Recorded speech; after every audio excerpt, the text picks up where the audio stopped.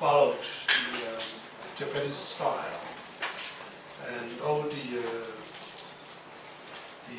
appearance in Taiwan, like costume, the education, and the streets, all these city plan, all appeared in the Japanese style.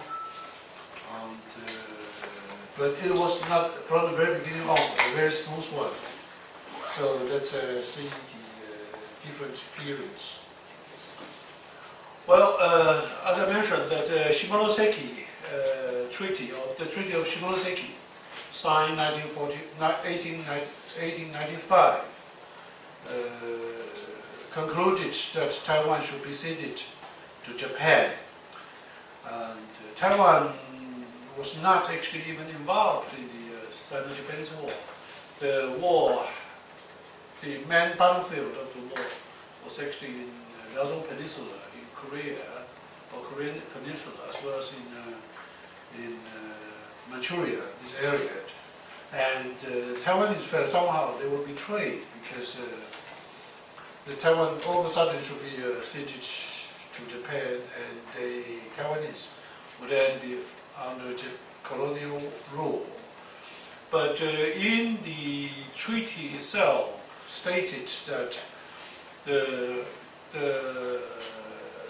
people in Taiwan have a period of 2 years to decide where they should stay in Taiwan and accept the Japanese rule, or before the end of 1897, they were free to move along with all their belongings and to move back to mainland China.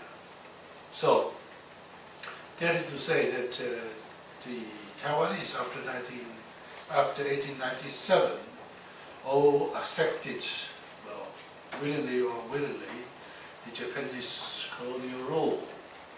And at the very beginning, there was, well, directly after the session, that there were actually still the Chinese governor and all his bureaucrats in Taiwan. And those Taiwanese gentry, they moved that perhaps we should organize a temporary republic. It was called the Republic of Taiwan, sometimes called the Republic of Formosa, to fight against Japan. The reason they wanted to set up a republic was actually to avoid the international conflicts that since the island was officially ceded to Japan, if the Taiwanese should still fight under the Chinese name, it would be a troublesome case. So to establish a different, separate, independent republic and avoid this kind of international conflicts. And they hope that they can deliver a strong resistance, strong enough to persuade the Japanese to give up the intention of taking over Taiwan. So they also promised that once the Japanese gave up the intention, they will actually repeal the republic and return to the Chinese government. But certainly it was only a dream, because even the resistance was not serious, and the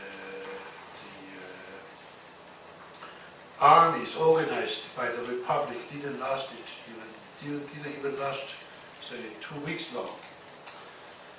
So on the 25th of May 1895, the Republic of Taiwan was actually founded, and the Qing governor, the last governor of Taiwan, Tang Jing-song, was made the president of the short-lived republic. But Tang, as a officer, as a civil servant of the Qing dynasty, was very indecisive as whether he should stay and take up his offer or should just leave. as the government ordered. And by then, the Japanese army landed in Aodi. You know where Aodi is? Ruifang, Fulong, that area, coastal area. The Japanese army landed there, actually not far away from Taipei City. And on the 29th of May, they quickly approached to Taipei. On the 4th of June, Tang Yizong gave up the idea of being the president of the republic and disguised himself as an old lady and left Taiwan with the German liner Arthur on the 6th of June. So officially the republic ended then. But some armies or some militia in southern part of Taiwan, south to Taipei, still organized or managed to resist the Japanese occupation. But this kind of resistance only in a symbolic way. That there's really no, Japanese never reached any kind of serious fights. So the Japanese entered Taipei City on the 11th of June 1895. So we say that the colonial era commenced.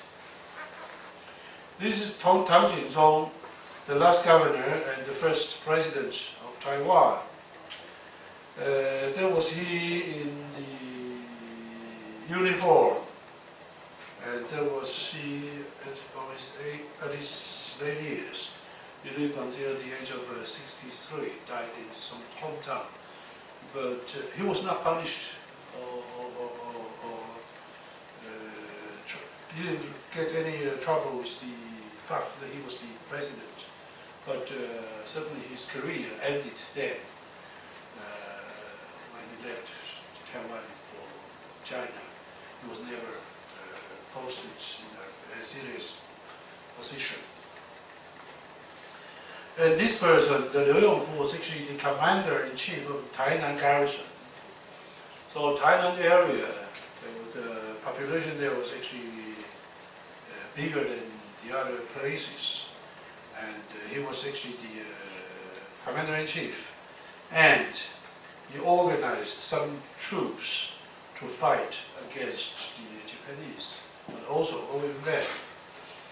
And also, very soon he decided to leave Taiwan and took the Japanese liner, British liner. We'll talk about this later. So this is actually a picture showing that the Japanese army entered Taipei City, and the people in the city welcomed the Japanese arrival because during the Republican era or the Republican days, there was actually chaotic, no order, public order, and no police and so on. So therefore the businessmen especially wished that the Japanese should enter as early as possible. They asked the person called Hu Xianrong to guide the Japanese army to enter the Taipei City. And as soon as the Japanese arrived, I think the public order was restored again. And Hu Xianrong was famous for this act. His family became kind of influential in the Taiwanese history ever since. So, you know, the China Trust, the company, a big enterprise, is still owned by this company, by this family. So in the south of Taiwan, the Japanese army had to fight against the resistance of the local militia as well as the troops of the Qing government. This is what I mentioned, the Liu Yongfu's army was in Taiwan. And where else? You have a lot of the militia or these local, we call it Tuan.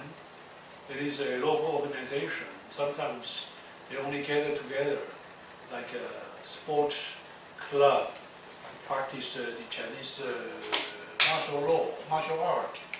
and sometimes they can be organized as the manpower to over any kind of riot against the government. So the Chinese government was always very aware of the organized people, organized clubs, and so on.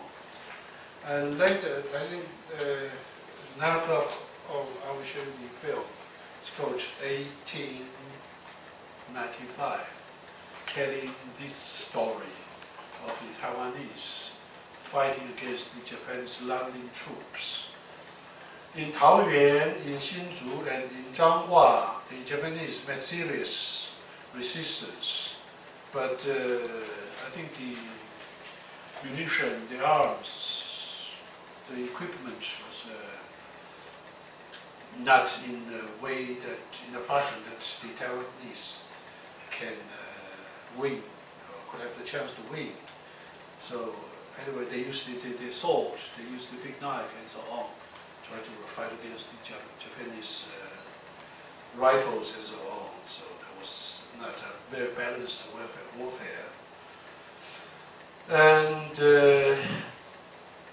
when Tang Jingzong left Taiwan, the organizers of the republic, such as CHOU and Lin of the Banqiao area, they offered, or they selected, the military commander of Tainan garrison, Liu Yongfu, to succeed the presidency.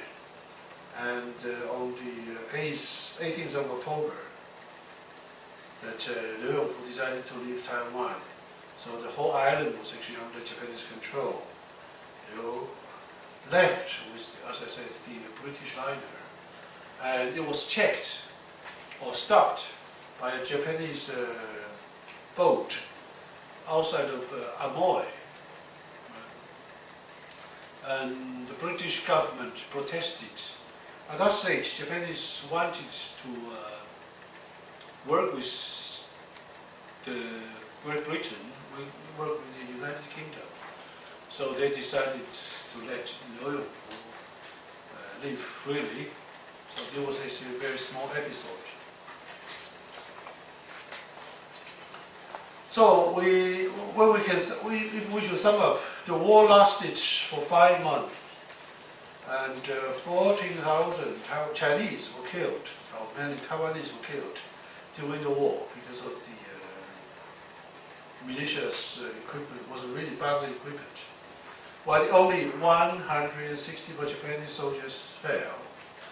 But during the combat, only 100-something were killed. But the Japanese landing troops, died of infectious diseases, cholera, typhus, dysentery, and so on. Even the commander-in-chief, Prince Hidashikawa Yoshihisa, he was actually a member of the imperial family, died of tropical disease. So this incident encouraged the Japanese colonial government to set up institutes to research the tropical disease. Actually, this was the first idea.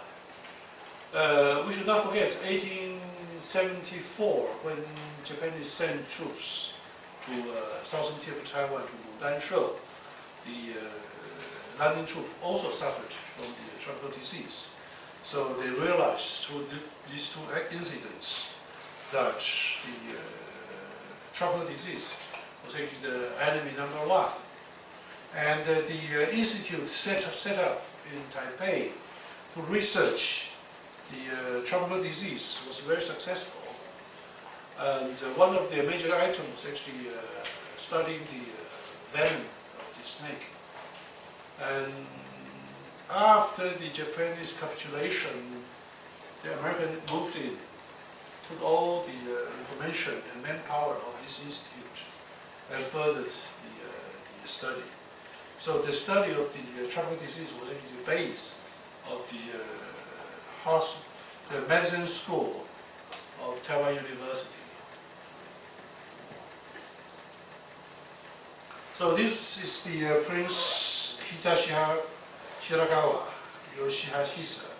He was the commander of the London troops and a member of the Japanese imperial family who studied in Prussia and was actually the commander of the Royal Division. He led this division to Taiwan and became ill in Taiwan, but the news didn't break out in order to maintain the spirit of the soldiers, and he died very quickly, very shortly after the landing. So then we say that Japanese colonial rule started, but we can divide the colonial period into 3 phases. The first stage started with the Japanese arrival in Taiwan, 1895. All the governors general were actually appointed by the armies. So their main task was actually to establish political order in the newly acquired colony, and therefore their policy at the very beginning was quite suppressive, high-handed. And the Taiwanese resistance towards this colonial government was really crushed down immediately and effectively, and public order restored. But it was only on the Chinese society in the Aboriginal area, because of the hindrance of the mountain, the forest, the woods, and so on. The Japanese couldn't reach so far. So the Japanese only gained effective control over this area after 1930s. So these are the first governors general of Taiwan. The first one was actually the Kabayama. His name was actually very important because the first few areas developed by Japanese in Taipei were always named after after him. So we have a Huashan TW-khai. You know, the Taipei station, railway station area. There was actually the Kabayama CHOU. But this birch tree was actually written wrong in Taiwan, in modern Chinese. Instead of the birch, it says Hua, flower. But anyway, we know that the Huashan always meant the Kabayama. He was actually a general and later on served in the newly founded Navy, therefore became admiral. But his career actually always developed in the military. And the second one was Katsura Taro. The Katsura Taro also a very important military leader, and fought against the Russians as well later on in Manchuria. The third governor general was Nogi. The Nogi was, I'll introduce everyone of them to you later. The fourth one, the Kodama Gentaro. Kodama hardly stayed in Taiwan. His main task was actually to organize a troop to occupy or to gain control in Manchuria. He was actually the main commander, fought the Japanese-Russo War in 1904. So he left all the colonial affairs to his civil governor, Kodo, and Kodo became very important throughout the Japanese colonial time. Most of the policies were actually established by his civil governor. And the next would be the Sakuma Samata.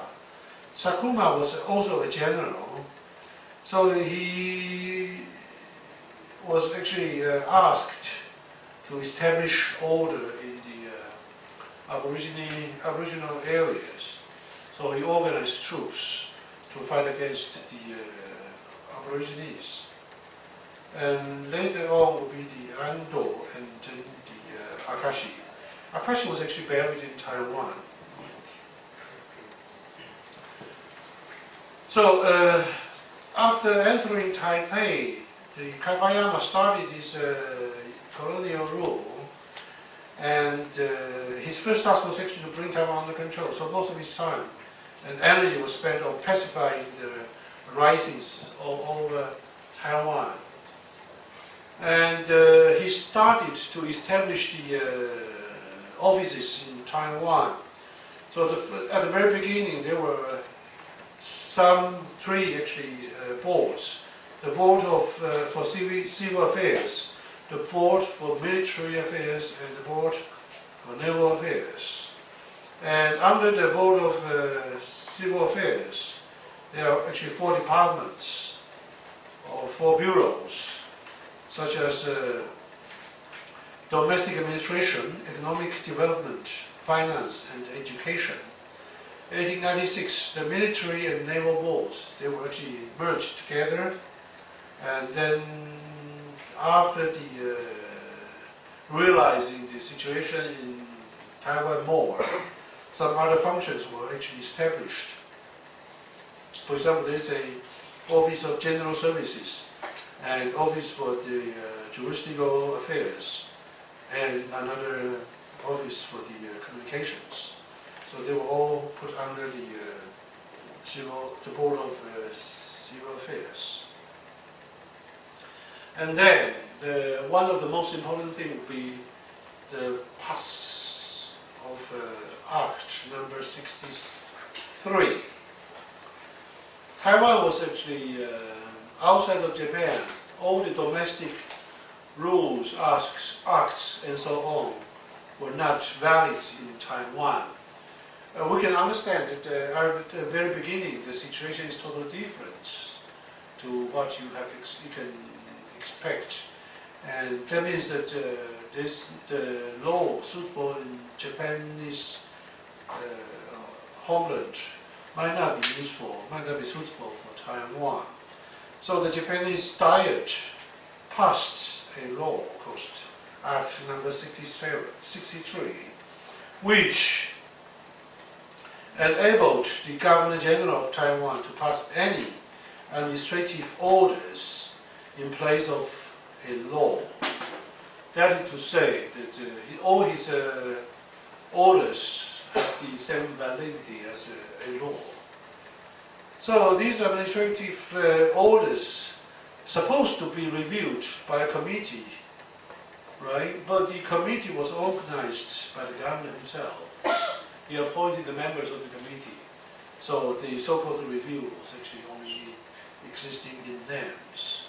There's no actual meaning with the committee. And the Japanese Diet, the parliament, also thought that this law would actually make the Governor General of Taiwan, the king or emperor of the island. So it says that in the law that these laws only have a validity for 3 years. However, the act was actually renewed and renewed and renewed, or passed a similar law under different name, but with the same contents. So they were throughout the Japanese colonial time. The Governor General have the power to decide. And for example, the Governor General passed a order that the Taiwanese should never hand in opiums to the Japanese, otherwise he will be punished. Well, he can face the capital punishment. And this kind of order was actually put in use, and quite a lot of Taiwanese were actually executed. Not sentenced by law, but by the administrative order. And another thing, for example, that he passed a order to decide if for the minor offense, for example, stealing, theft, or any kind of minor offense, or whether serious or minor will be defined by him. they should not be put into jail because they thought the jail was actually a best institute for the Taiwanese to gain more skill on the criminal acts, and therefore the Taiwanese should be either fined. If you cannot pay the fine, you should be punished by whips. And sometimes the Taiwanese will be deported to an offshore island. Have you seen the film called Pavillon, played by Dustin Hoffman? Oh, Pavillon. Yeah. Yeah, Steve McQueen. French Diana. Exactly. Yeah. That was the same idea, that people can be deported without being tried, without being sentenced. That was actually the same thing in the UK in the end of 19th century. Those minor offense will be punished by, well, deporting to Australia.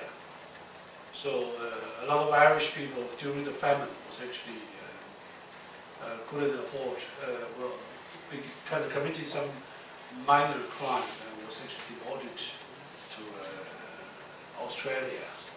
They're very similar ideas.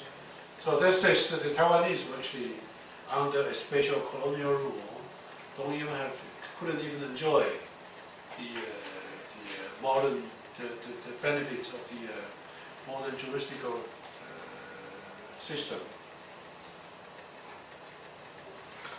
So this is actually the words of the Act number 63.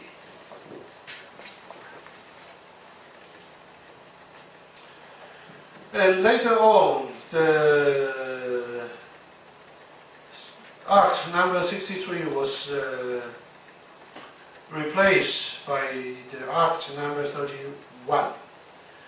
Well, the title changed, but the contents, the ideas stayed, and the government still enjoyed a very similar authority. The Taiwanese were actually, as I said, under a different legal system, and that reflects the nature of the Japanese colonial rule. Taiwanese were not equal to Japanese, even Japanese in Taiwan. This is another interesting thing. Japanese enjoyed all the government benefits. For example, that the Japanese stationed in Taiwan can receive 20% extra of their salary because it is said that Taiwan is a very dangerous area. The tropical disease is very effective, dangerous, and can endanger the Japanese lives. But statistics shows that the average life expectancy of the Japanese in Taiwan were actually 5 years longer, not than the Taiwanese, but than the Japanese in Japan, because they receive the best care, the best medical services and so on. But still, they receive 20% to 50% extra bonus. And even the carrier, for example, in Taiwan, there are Japanese carrier in Taiwan and the railway station on the harbor. They do the same job as the Taiwanese, but the payment will be 20 to 50% more for doing the same job. So this one is the Kabayama Sukenori, the first Governor General of Taiwan. As I said, the main tax officer role was actually to pacify the Taiwanese. Kabayama Sukenori was born in 1837 in CHOU, the southern tip of Japan, to a samurai family. He enlisted in the newly founded Imperial Japanese Army, 1872-73.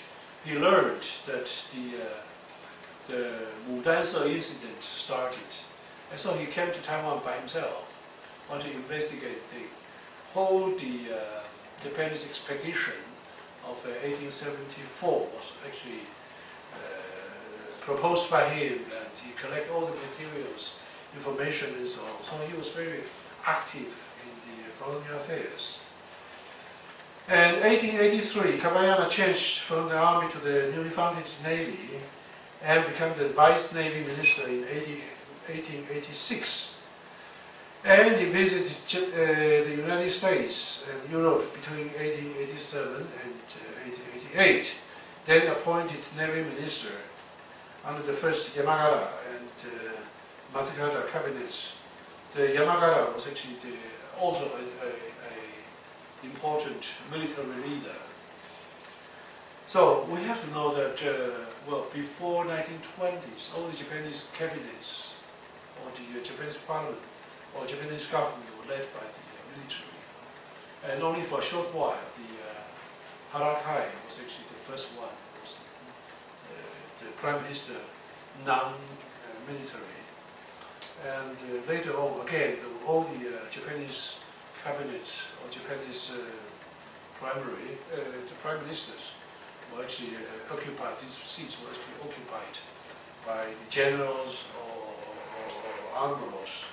So the style in Taiwan was very similar. So during the first Sino-Japanese War, Kabayama was actually recalled for the reserves and accepted a field command.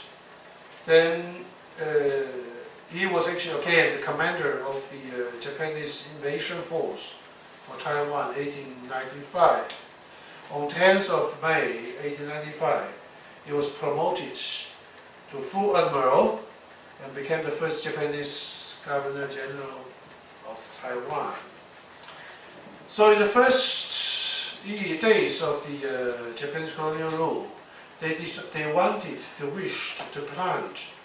to establish a school in Taiwan to train the teachers who can teach Japanese, to enlist the young scholars in Taiwan, to give them a short term of a crash course so that they can teach Japanese in Taiwan. And all these teachers of this school were enlisted from all over Japan. And this was certainly a very obvious target for the Taiwanese resistance. So 1896, 6 of the Japanese teachers were killed by the local people. And of course the retaliation was very serious. These 6 persons who were killed in this accident were buried at the site. And then the memorial monument was actually erected here.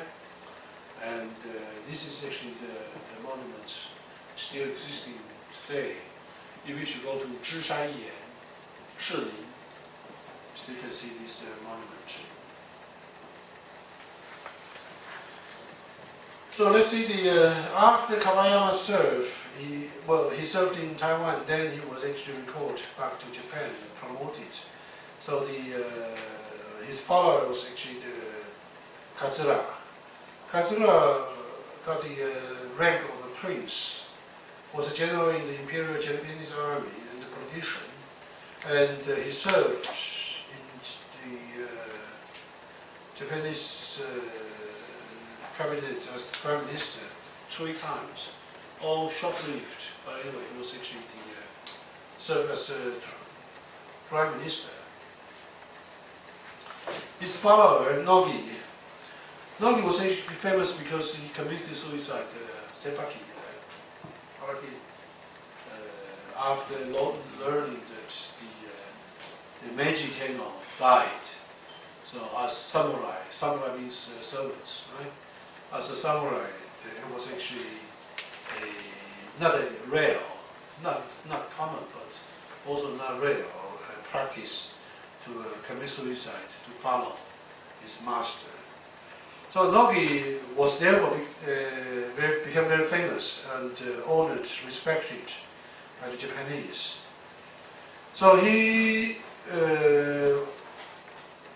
was born to a samurai family, joined the army very early, and trained in the French style, and then served in the army He also went to Germany to study European military strategy and tactics. Here I can mention a very interesting thing that you know the war between Germany and France, 1870. The Japanese applied from both governments to send troops of send a delegation, delegates group troops or group to observe the warfare. Some of them, the Nogi was one of them, another very important general, all in this delegation. And after the war, they decided that the Japanese should copy the Prussian style of military training and so on. So Yamagata was actually the head of all these affairs. So all the generals and admirals were actually from the clique, the same clique. And Nogi came to Taiwan as the Governor General in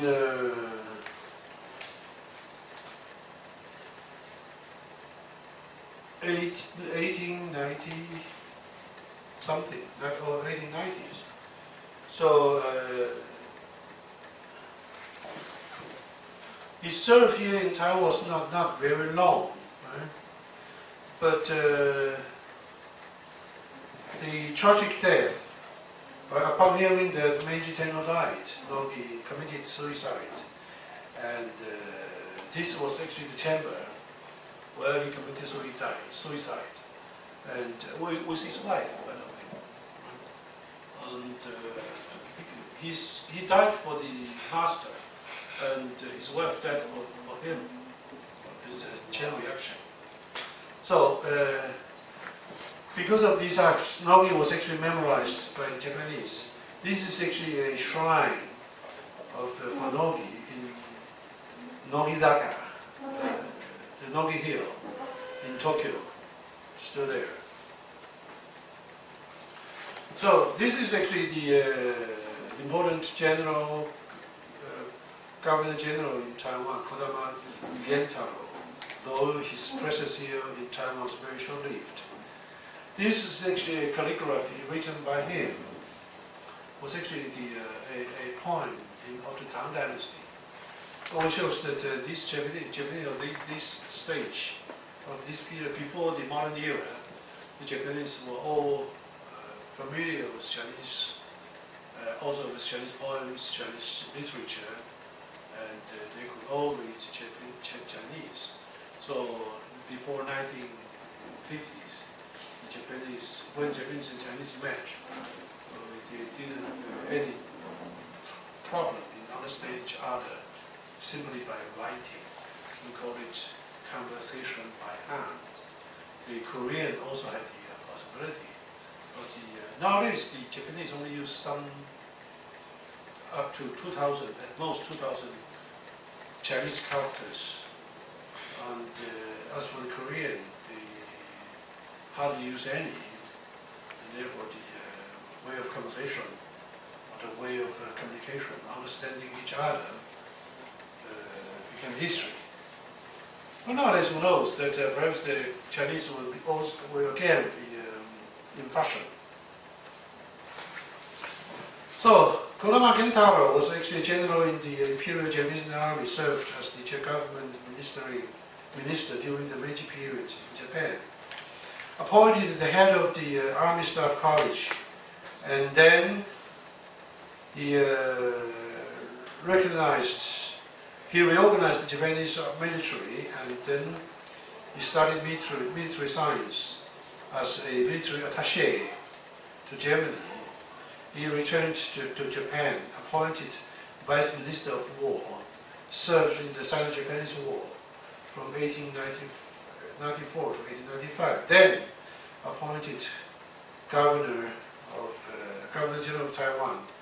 During his tenure, he did much to improve the infrastructure of Taiwan with Godo Shinpei, this person. Well, well, Koto Shimi was actually the designer of all the colonial policies. He studied in medicine, joined the medical bureau, and became a member of the Army Quarantine Office, and then went to Germany for further education, and returning to Japan, served again in the battlefield as the military medicine or military doctor. And when Kodama became governor of Governor General of Taiwan, he was requested to join him there in Taiwan. I think the date is somewhat wrong. It's not 1890 or 1896. Should be wrong, right? Sorry. So Koto served as the first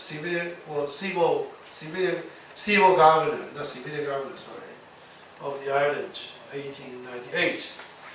So the policies of that Koto designed was first of all to establish schools in Taiwan. We call it the common school, 公学校, or public school. It is totally different to those, we call it the national school or primary school, because the common school in Taiwan has only the function to teach the Taiwanese to speak Japanese or to make any simple addition and following the order of the Japanese commander or the Japanese bureaucrats. So all the school years lasted only 4 years. So this is actually one of the old original common school in Kaohsiung area. As you can see, that some of the cases they just use a temple like this one, right? Or use a proper house to serve as the school. But sometimes they also build a proper school, especially in Taipei area. This is the Jianteng Common School in Taipei. The buildings actually still existing as a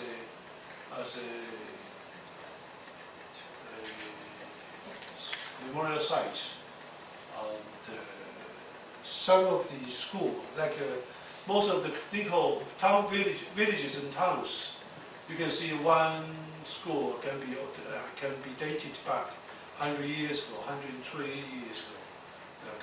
We would say when established 1896 and 97, it will be already 100 and something years old. In Shenkeng, in this area, in Shenkeng, in Shiding, you can always find these old schools, called common school. And Goto also built some public buildings, which later became landmarks of Taiwan. The building includes the governor's office and Taipei railway station. He cited a poem from the Tang Dynasty, which says that if the people should see the magnificence of the imperial residence, then they will have some kind of respect to the dynasty or to the emperor. And following the same ideas, that he decided to impress the local people by building some so-called magnificent buildings, like this one, in the European style. This kind of building was very common in Japan, in Tokyo, for example. So a lot of have you been to Tokyo? The Tokyo University, for example. Everywhere you can see this kind of the houses in this style, all built, say, around the turn of the 20th century. And this building, the president's office, well, the governor's office, is now serving as the president's office. They also built a similar thing in Korea. And the funny thing was that the Korean, after the Second World War, were actually starting to discuss whether we should keep this building there, or shall we tear it down? You know, it's kind of symbol of a reminder of the colonial past. And the Japanese governor's office in Seoul was first used as a museum, and then it's torn down now. And ruins are actually used as to pave the roads, which means symbolize that we should kind of crush down the Japanese state and step on it all the time. And we were still talking about to keep this building as a monument. And we want to talk about the difference of the attitudes. Well, this is the best example. And the Japanese, when they entered Taipei, they found that the city was vulnerable and ordered the gentry, local gentries, to organize militias to help the police force. Then the militia started to operate in 1899. The Baojia system was also introduced to Taiwan. The Baojia system is actually one of the interesting, or most interesting thing. Perhaps we can talk about the Baojia system later on. And the militia, as well as the Baojia, became actually the force of the public order. So this is the poster of the militia, which means that we should guard ourselves, watch ourselves, defend ourselves. There's the activity, for example, these two militia persons kind of catching the thief or robber, and so on. This their activities. And this is the Baojia. The Baojia means actually the households. Several households should be combined together as a Bao, and several Baos will be joined together as a Jia, and they should watch they should watch each other, right? If something happened in this Bao, and the Baozheng, the leader of the Bao, didn't report to the police office, and then the Baozheng, the leader of the Bao, also all the members of this Bao will be punished. This kind of surveillance of the guardians against each other was actually the main spirit of the Baojia system. And since the Baojia was actually in charge of the public order, they should organize some groups to be on patrol, to make the public order, the government's order, known to the inhabitants. And all these things will be financed by themselves. That is to say, this is actually a very important aid to the police force, but without spending a cent from the government. So with the Baojia, the Japanese saved a lot of money and gained control over the Taiwanese very quickly. This is the General Sakuma, who was a Governor General of Taiwan for a while, and his main job was to pacify the aboriginal areas. He was the 5th Governor General of Taiwan from the April 1906 to May 1915. He was also from a member of the Japanese Army, promoted to Major General in 1881, and 1886 promoted again, and commanded the 2nd Infantry Division of the battle at the Battle of WHEI-MING during the First Sino-Japanese War. He later served as a military governor of WHEI-MING in the Adong Peninsula, and then was stationed here in Taiwan in April 1906. So by the time 1906, the Han Chinese in Taiwan most of the Han Chinese were actually under control. Therefore, the colonial authority focused on the suppression of the original tribes. Sakuma wanted to extend Japanese control into the original regions, so launched armed campaigns against, first of all, the Ataya and the Bunu. The Ataya is a tribe located from the north tip, the Wulai area to Hualien, along the coastal area of Yilan and so on. So the tribe is very big, and mainly in the northern part of Taipei, of Taiwan, the Bunu also. So therefore that was actually the first target. And the idea of keeping the Aborigines under control was actually not so easy. Therefore, he started the building of construction of the so-called Iron line. I means the pass. You know, in the valleys there are always pass. So in the past, he always established a post there, and along the areas of the Aborigines, he would set up some fences, right, to stop keep the Aborigines in the line. If you wish to work with the Japanese government, you will be allowed to enter some areas for the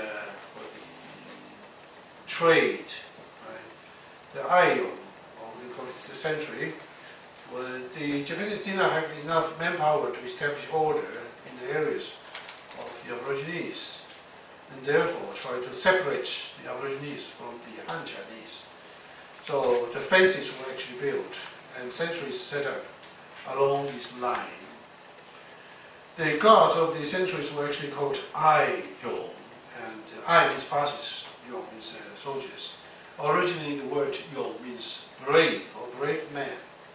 The Ai-Yong system was in use for several decades.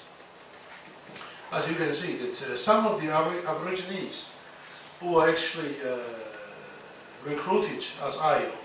If you work with the government, then you can work as Ai-Yong to watch the fences or watch the boundaries.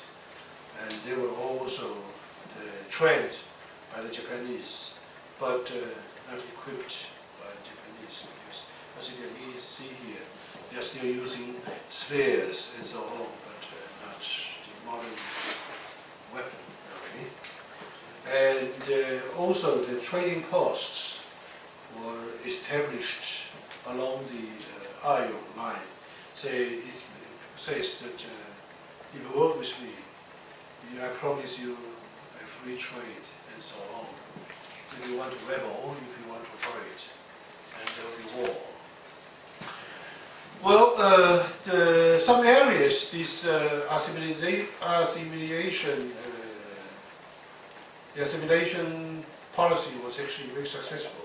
As you can see here, those Aborigines dressed in the traditional uniform carrying the Japanese flags. So in northern part of Taiwan, the Aborigines were actually pacified at the very beginning. And in 1915, there's a major clash between Taiwanese and Japanese. This is called WHEI-MING incident. There's a person, Yu Qingfang.